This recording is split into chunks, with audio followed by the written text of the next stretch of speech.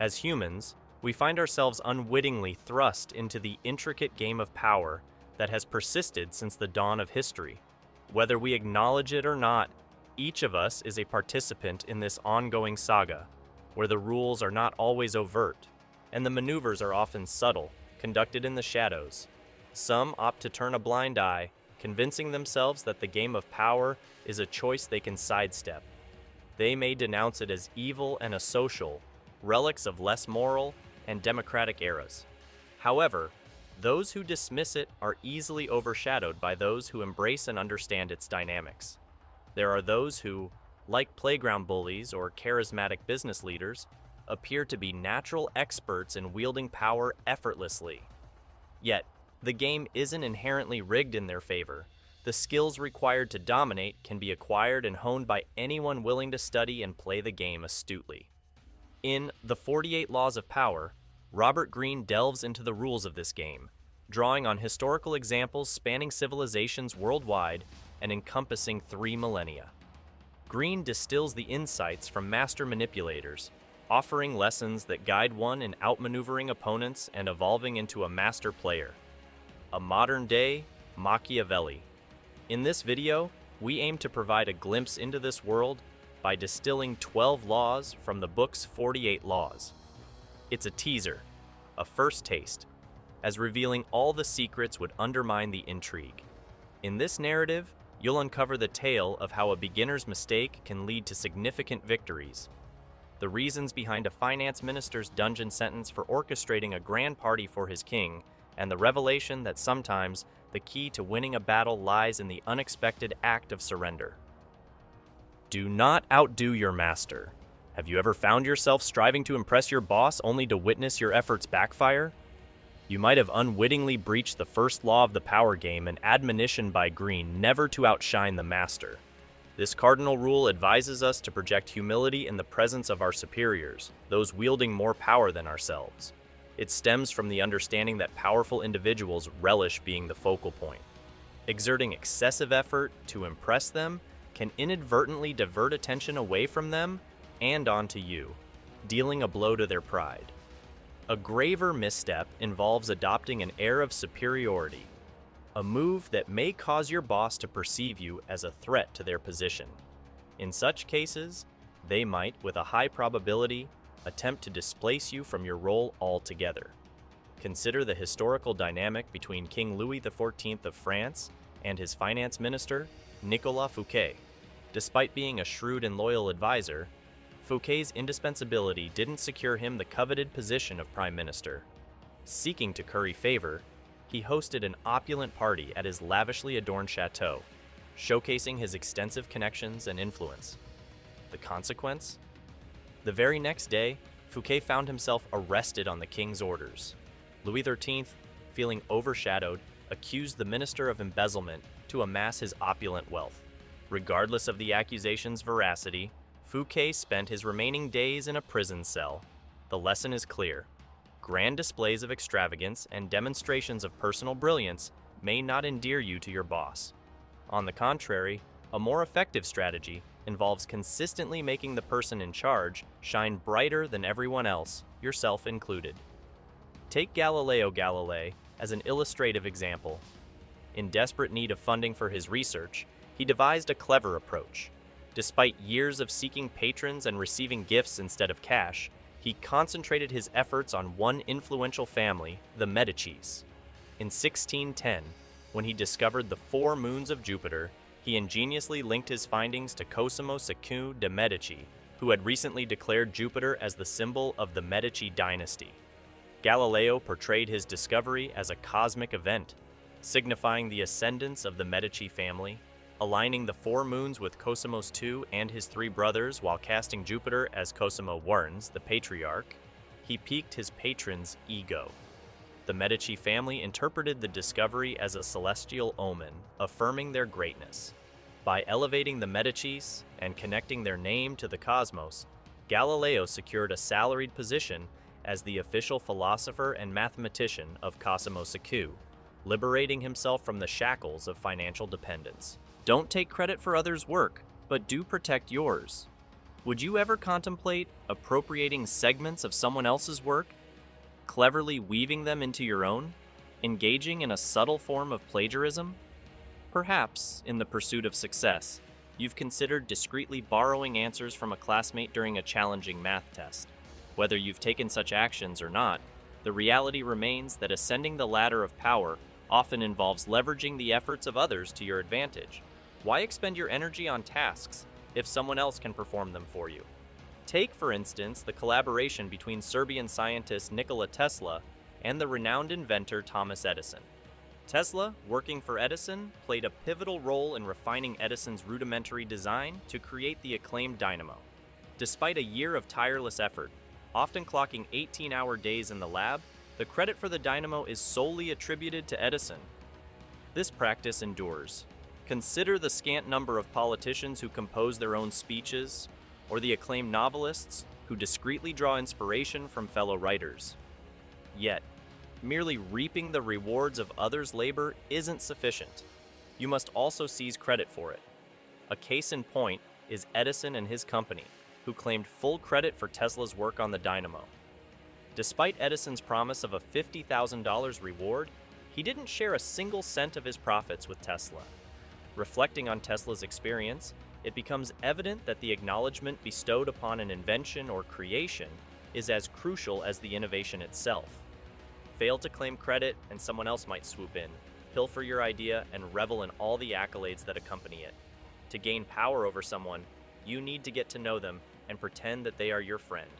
Have you ever found yourself in the challenging position of trying to outsmart your competition, but struggling to accurately predict their strategies? Overcoming this hurdle involves another potent trick in the pursuit of power: gathering crucial information about those you aim to control.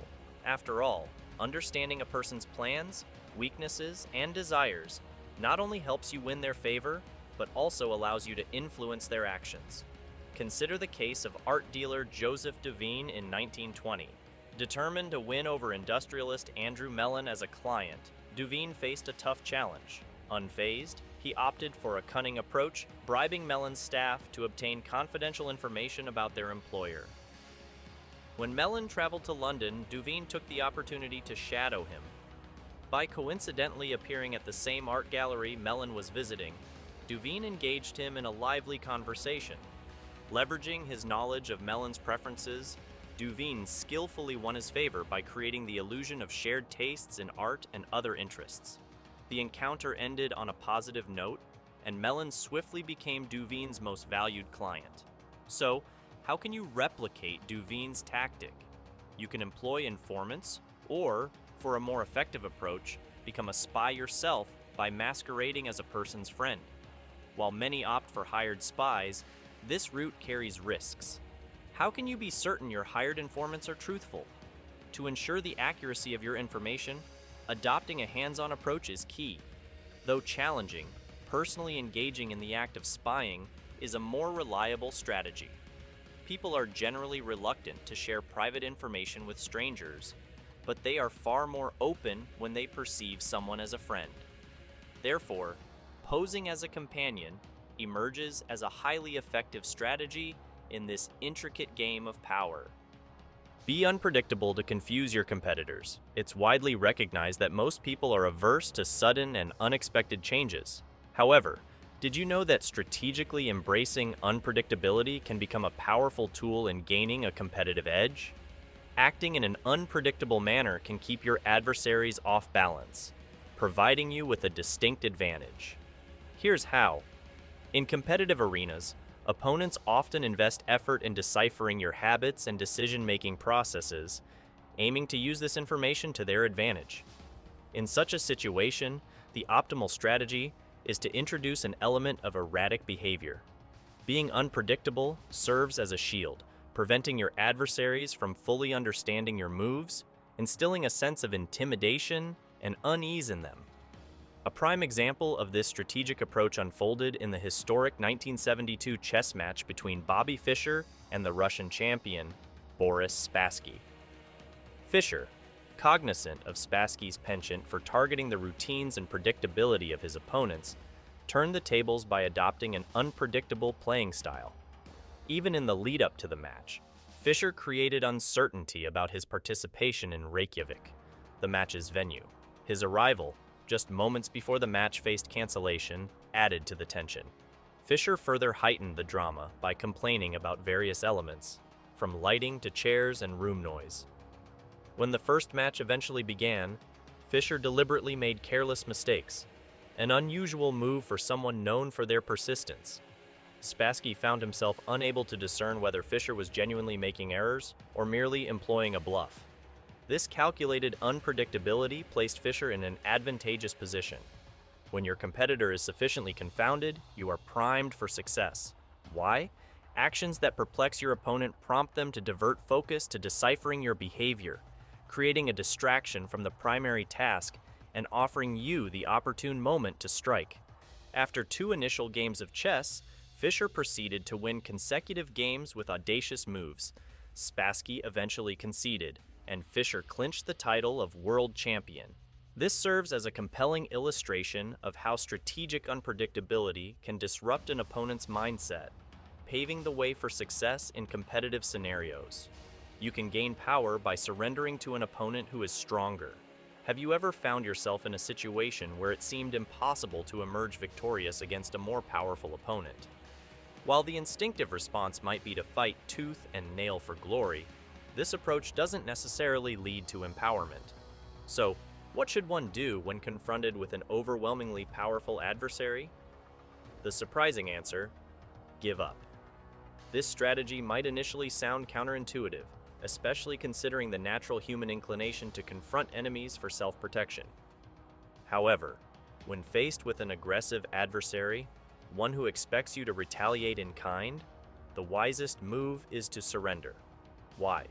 By capitulating, or at least convincingly conveying that you have, you minimize the potential damage inflicted by your opponent.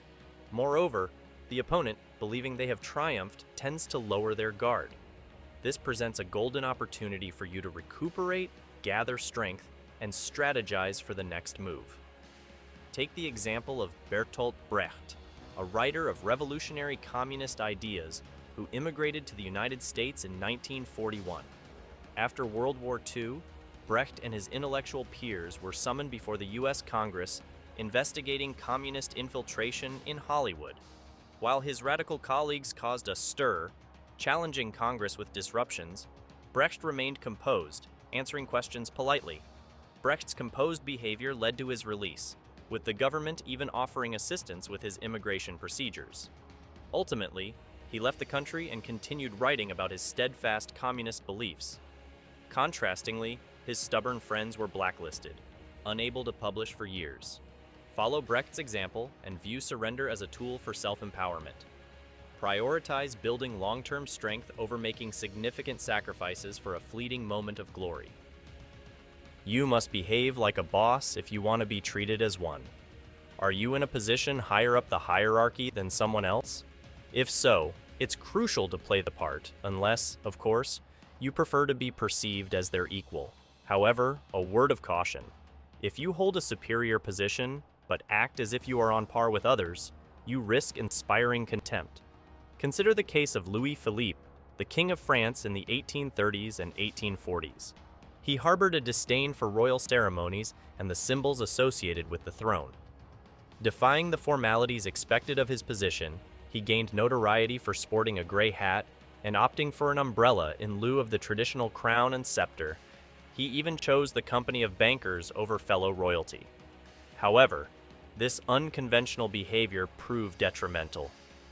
Louis Philippe became widely disliked by both the rich and the poor. The wealthy disapproved of their unlikely king, while the less privileged resented a monarch who emulated the lower classes without genuinely looking out for their interests. Even his banker associates turned against him, realizing they could insult him without consequence. The mounting hatred reached a tipping point, leading to a popular uprising and his eventual abdication from the throne. In general, people tend to be suspicious of higher-ups who portray themselves as equals. This kind of behavior can be perceived as dishonest, with others assuming that modesty is merely a deceptive tactic to obscure inherent privileges. So, what's a more effective strategy? Embrace the crown's strategy to make people treat you like royalty. In simpler terms, if you genuinely believe you are above others and act accordingly, those around you will start to perceive you as superior as well. They will assume there's a valid reason for your elevated behavior. Christopher Columbus exemplified this approach by behaving with regal confidence, leading most people to regard him as such. His assured interactions with the Spanish royal family played a pivotal role in convincing the Spanish throne to finance his exploratory voyages. Seduction is more effective than coercion in gaining power over others. Imagine being in the shoes of Zhuge Liang, the head strategist for the ancient Chinese state of Shu, facing a war declared by King Menghuo from the south. The responsibility falls on your shoulders to thwart the invasion and save the country. Before delving into what you should do, it's crucial to understand what you shouldn't. First and foremost, relying on force and coercive tactics is ill-advised, even if it seems like the easiest solution. Liang grasped this wisdom and refrained from launching an attack despite the likelihood of defeating the invading army. He recognized that using force would breed resentment, as it tends to spark resistance. If he had chosen this path, Menghuo would have harbored resentment toward both China and Liang, leading to a cycle of continuous protection and fostering paranoia. Instead, Liang favored the strategy of seduction. Understanding that people are often swayed by their emotions, he sought to manipulate them by playing on their feelings, guiding them to act in a desired manner willingly. In a brilliant move, when Menghuo launched an attack on China, Liang captured him and his entire army. Isolating Menghuo from his soldiers, Liang created an expectation of suffering. However, to Menghuo's astonishment, he was treated to delicious food and wine. Releasing Menghuo's soldiers, Liang conditioned the enemy king's freedom on a promise that if captured again, Menghuo would bow to the Chinese king. Despite capturing Menghuo several more times, Liang consistently released him. On the seventh capture, Menghuo, increasingly grateful and indebted, dropped to Liang's feet, surrendering himself and his kingdom.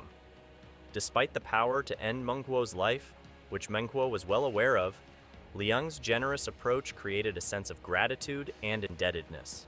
Ultimately, Menghuo surrendered voluntarily, a testament to the efficacy of strategic seduction over forceful coercion.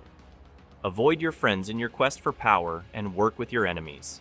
When faced with a challenging professional situation, the instinct to seek support from friends is entirely natural.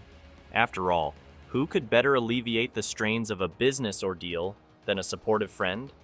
Well, surprisingly, almost anybody can. Relying on friends in such situations is a significant misstep. The reason is straightforward. Friends are likely to compare themselves to you, potentially harboring envy for your achievements. Therefore, the shrewdest move is to create some distance between you and them. A historical illustration of this strategy can be found in the practices of Chinese emperors, who were frequently betrayed and assassinated by their closest friends, often appointed as generals.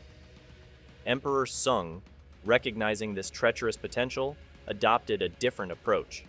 In 959, he astutely invited his generals, who were also his friends, to a banquet. There, he offered them estates and riches, prompting all of them to retire to palaces. Consequently, Sung extended his reign for another 16 years, an unprecedented feat at the time. But who should you collaborate with if you are distancing yourself from friends? Surprisingly, the most effective idea is to work with your enemies, thereby expanding your sphere of influence. In 1807, France's foreign minister Talleyrand discerned Napoleon's diminishing influence over the empire.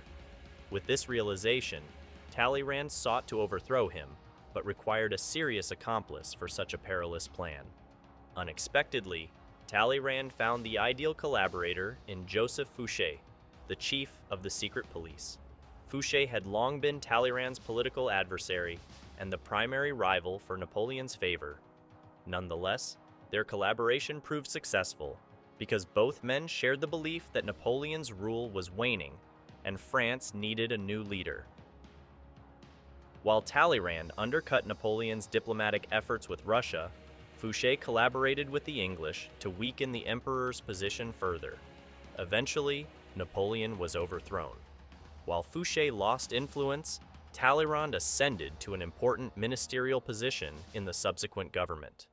This historical example illustrates the power of collaboration with enemies to achieve strategic goals.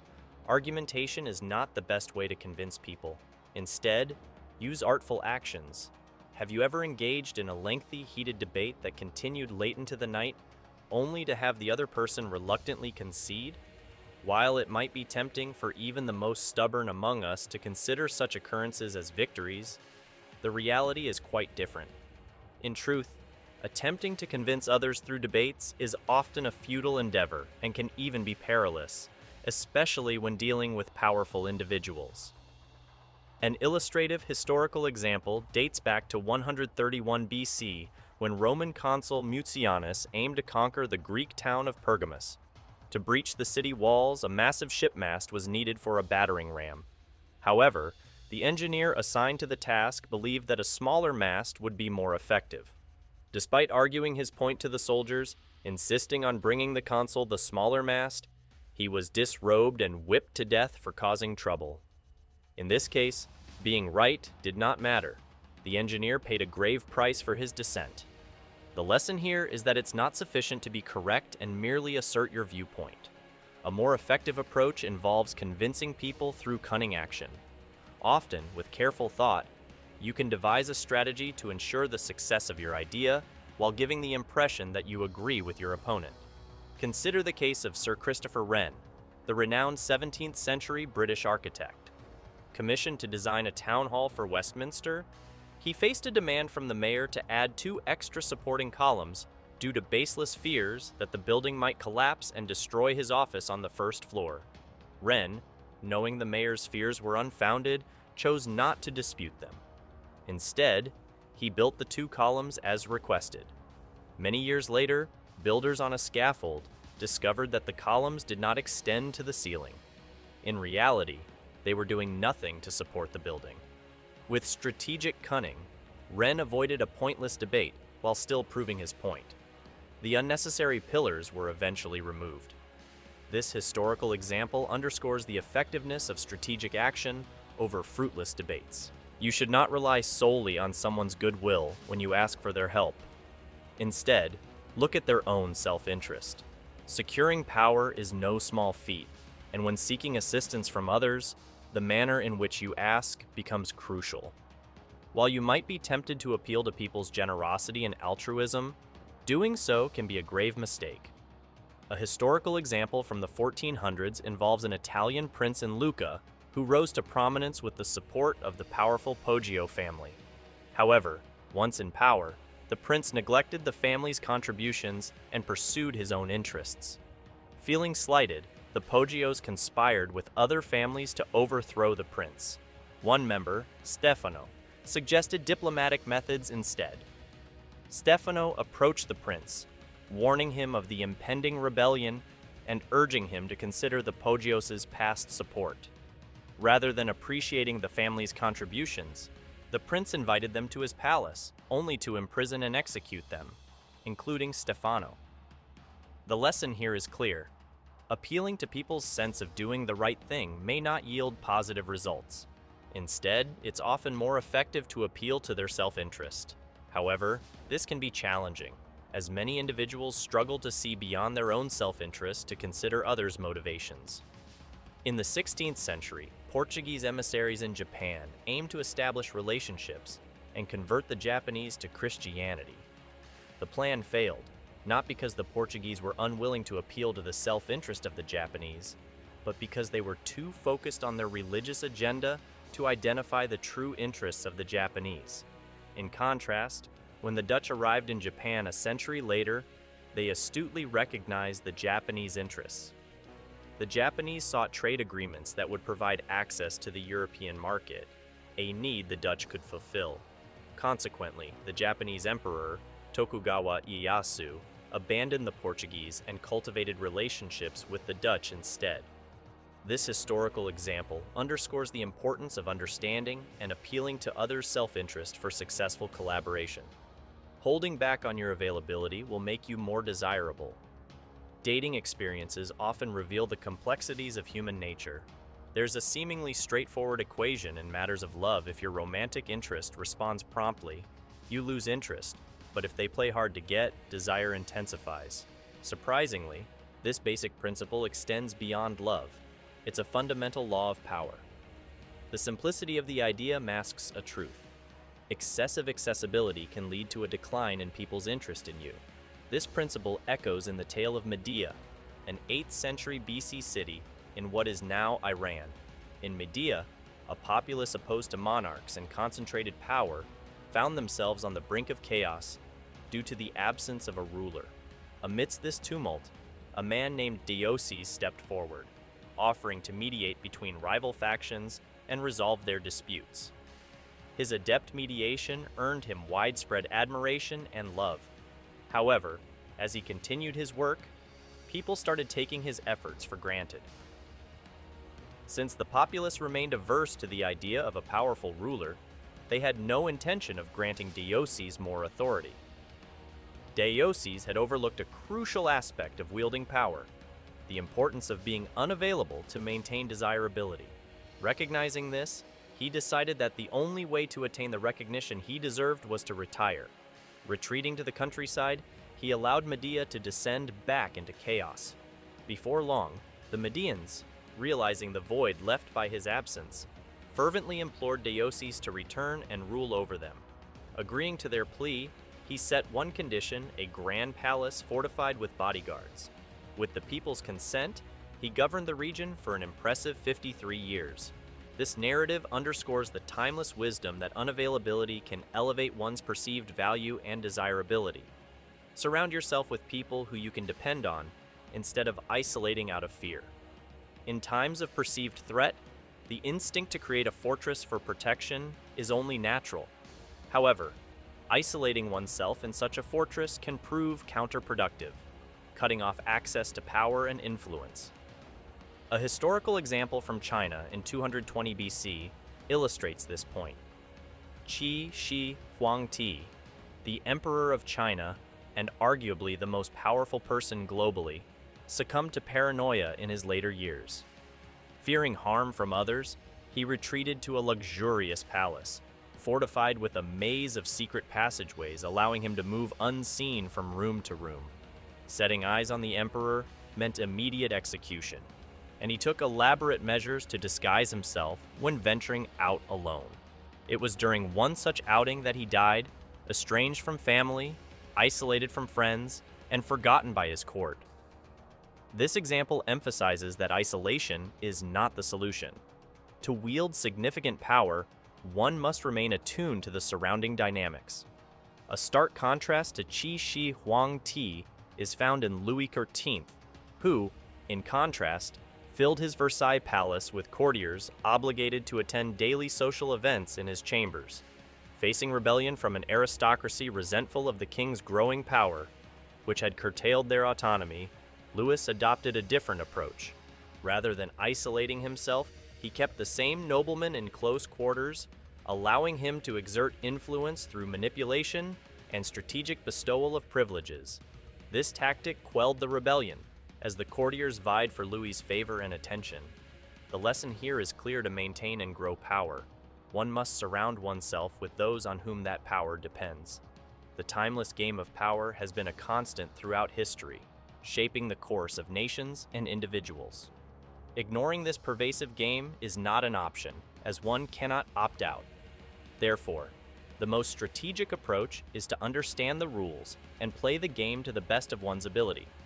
While the methods of power and conquest have evolved over time, the fundamental importance of control and dominance has persisted into the modern era. By delving into the successes and failures of historical power struggles, one can glean valuable insights and lessons. Armed with this knowledge, individuals can position themselves as formidable contenders in the ongoing game of power, navigating its intricacies with skill and influence.